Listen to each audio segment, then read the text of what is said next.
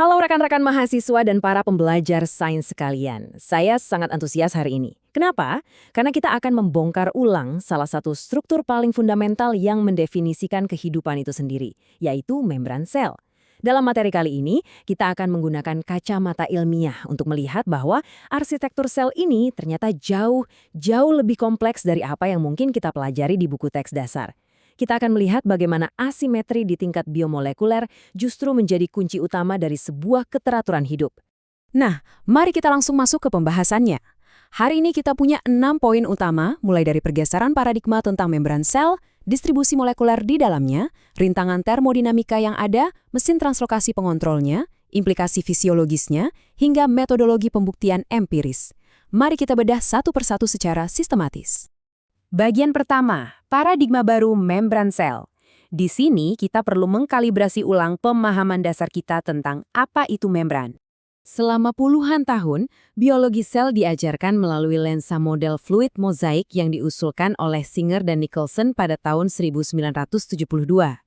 Ya, model itu memang revolusioner pada masanya. Tapi, tahukah Anda? Model tersebut memberikan ilusi bahwa membran sel itu simetris dan pasif.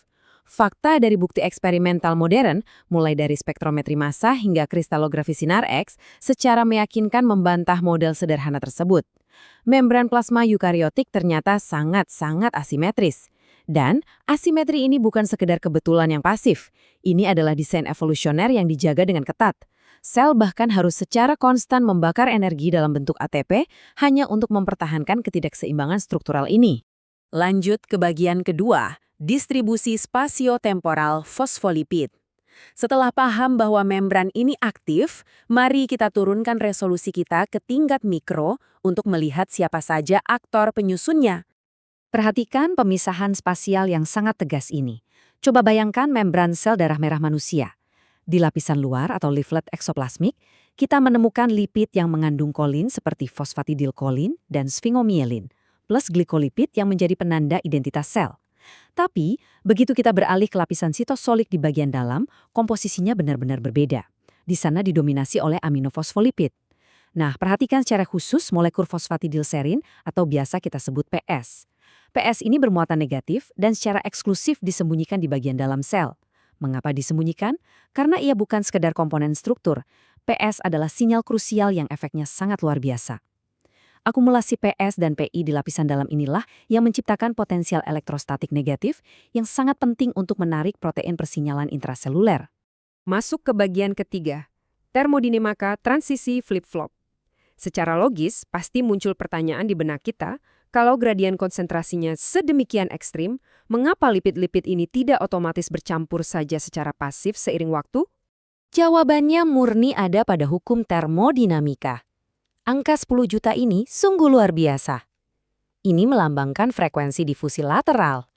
Artinya, molekul lipid bisa bergeser ke samping dalam lapisan yang sama hingga 10⁻⁷ kali per detik. Cepat sekali bukan? Tapi untuk pindah menyeberang ke lapisan di sebelahnya, proses yang kita sebut difusi transversal atau flip-flop, itu ceritanya sama sekali berbeda. Kenapa? Karena gugus kepala lipid yang polar itu harus menembus inti hidrofobik membran yang tebalnya mencapai 3–4 nanometer. Energi aktivasinya terlalu besar. Secara spontan, gerakan flip-flop pasif ini butuh waktu berjam-jam, bahkan berhari-hari. Jadi, rintangan termodinamik inilah yang menjaga agar membran tidak kehilangan asimetrinya dalam sekejap. Bagian keempat, mesin translokasi. Masalahnya adalah, sel biologis itu harus dinamis. Ia butuh asimetri, tapi juga butuh kemampuan merombaknya dengan cepat saat darurat. Jadi, bagaimana alam memecahkan rintangan termodinamika tadi? Jawabannya ada pada solusi enzimatik yang sangat cerdas. Secara sistematis, sel menggunakan 3 jenis mesin transporter. Pertama, flipase. Mesin P4-ATPase ini bertugas memompa masuk aminofosfolipid spesifik seperti PS ke lapisan dalam. Ia melawan gradien konsentrasi, sehingga wajar jika ia harus membakar ATP. Kedua, flopase. Kebalikannya, ia memompa lipid secara selektif ke lapisan luar, juga menggunakan ATP. Keduanya beroperasi relatif lambat, hanya untuk membangun asimetri. Nah, yang sangat menarik adalah transporter ketiga ini, scramblase. Berbeda dengan dua pendahulunya, scramblase bekerja dua arah secara bersamaan, sangat cepat, searah gradien, dan tanpa membakar ATP. Scramblase, seperti TMM16, langsung aktif ketika ada lonjakan kalsium. Cara kerjanya ibarat menggesek kartu kredit. Ia membentuk celah hidrofilik sehingga gugus polar lipid bisa meluncur menyeberang tanpa harus bersentuhan dengan inti hidrofobik yang menolak air tersebut. Kita lanjut ke bagian kelima, implikasi fisiologis dan patologis. Aturan biokimia dan termodinamika mikroskopis yang baru kita bahas mungkin terdengar sangat abstrak. Tapi, mari kita proyeksikan ini ke skala biologi makro. Disinilah, mekanika mikroskopis tadi tiba-tiba mendikte peristiwa hidup dan mati. Menjaga agar molekul fosfatidilserin tetap eksklusif di dalam, itu butuh biaya energi basal yang sangat tinggi. Jadi, poin krusialnya adalah beban energi mahal ini bukanlah suatu pemborosan, melainkan sebuah investasi fungsional. Sel sedang menyiapkan sebuah bom waktu biologis. Ketika molekul PS ini akhirnya terekspos ke lapisan luar membran, ia seketika berubah menjadi saklar molekuler universal yang sangat kuat untuk memicu serangkaian kaskade fisiologis yang kritis. Mari kita lihat skenario nyatanya, menghentikan pendarahan. Bayangkan terjadi luka pada pembuluh darah. Kaskade ini butuh urgensi absolut. Trombosit berikatan dengan kolagen, lalu seketika memicu lonjakan kalsium intraseluler. Dalam hitungan detik, kalsium ini mematikan mesin flipase dan serentak mengaktifkan scramblase. Akibatnya, fosfatidilserin bermuatan negatif langsung membanjiri lapisan luar membran trombosit. Permukaan ini kemudian bertindak sebagai landasan pacu yang mengikat kalsium dan merakit kompleks koagulasi, seperti protrombinase, tepat di lokasi luka. Kalau proses ini gagal, misalnya pada kelainan genetik, sindrom Scott, akibat mutasi gen scramblase, TMEM16F, pasien bisa mengalami pendarahan hebat walau jumlah trombositnya normal. Skenario kritis kedua terjadi miliaran kali setiap hari di tubuh kita. Apoptosis atau kematian sel terprogram. Sel yang rusak harus mati dengan elegan tanpa memicu peradangan. Di sini, enzim caspase mengambil alih komando. Caspase memotong dan mematikan flipase, sementara di saat bersamaan, ia mengaktifkan scramblase XCR8. Ini memicu eksposur PS secara irreversibel. Nah, PS yang terekspos ini bertindak sebagai sinyal eat me alias makan saya. Makrofag akan mengenali sinyal PS ini lalu menelan sel yang mati tersebut dengan tenang tanpa melepas sitokin peradangan. Ini disebut fagositosis sunyi, pembersihan yang luar biasa rapi. Tapi tunggu, ada fakta yang sangat mengejutkan bagi para virolog.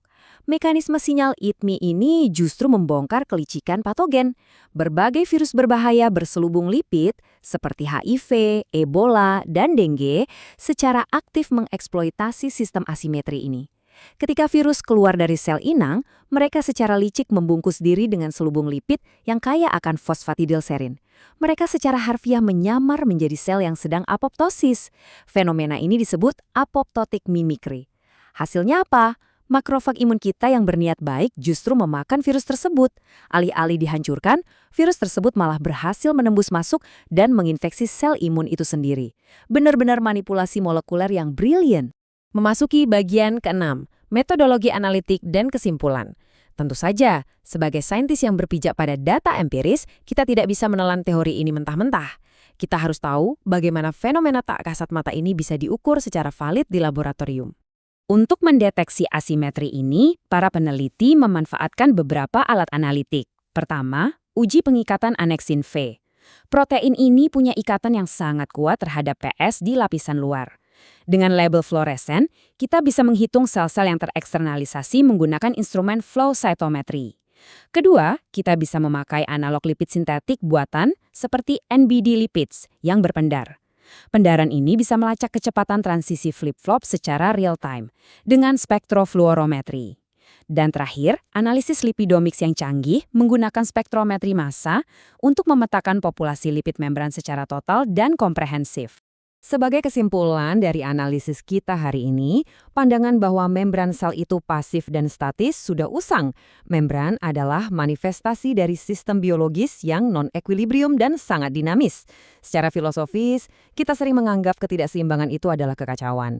Namun nyatanya pada membran sel, asimetri yang secara ketat dikendalikan oleh flipase, flopase, dan scramblase adalah fondasi mutlak yang memungkinkan sistem tubuh kita merespons trauma, mengatur pertumbuhan, dan membersihkan sel rusak.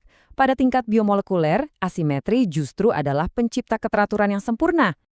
Sebelum kita berpisah, saya ingin meninggalkan Anda dengan sebuah pemikiran yang provokatif. Pemahaman mendalam tentang patofisiologi ini bukan sekedar teori yang berhenti di atas kertas.